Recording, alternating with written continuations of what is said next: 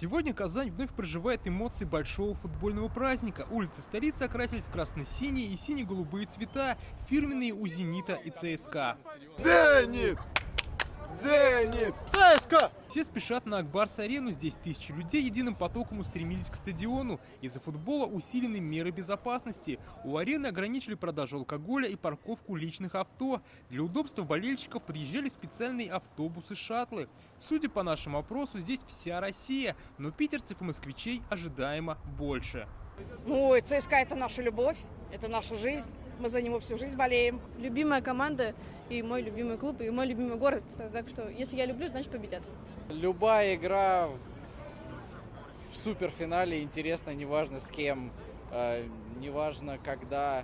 Просто это трофей, в любом случае, трофей, который можно взять за один матч. До начала матча Суперкубок выставили около стадиона, и болельщики могли с ним сфотографироваться. Супер город, супер стадион, супер атмосфера! Пока зрители только собирались на трибунах, на арене началась концертная программа. В поддержку команд выступили известные группы «Ленинград»,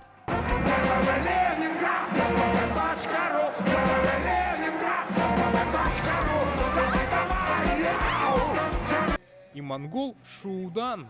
Сердце бьется все чаще и чаще, и уже я говорю не в попад.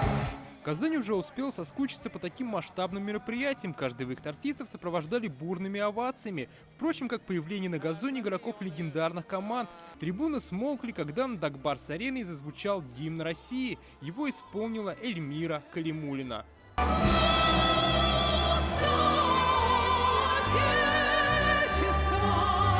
Чемпион страны «Зенит» и обладатель Кубка России ЦСКА в борьбе за Суперкубок вышли в своих максимально сильных составах. Обе команды по 7 раз уже выигрывали этот трофей. В этой игре букмекеры все же больше предпочтения отдавали «Зениту».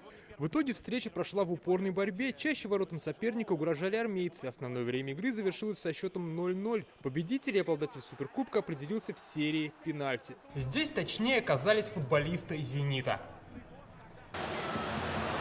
Игорь берет! Игорь берет! Эти ворота счастливые для Акинфеева! В следующие выходные уже пройдут матчи первого тура российской премьер-лиги. Казанский «Рубин», который вернулся в элиту нашего футбола, сыграет в гостях у московского «Локомотива». Дмитрий Аверин, Адель Мендубаев, ТНВ, Казань.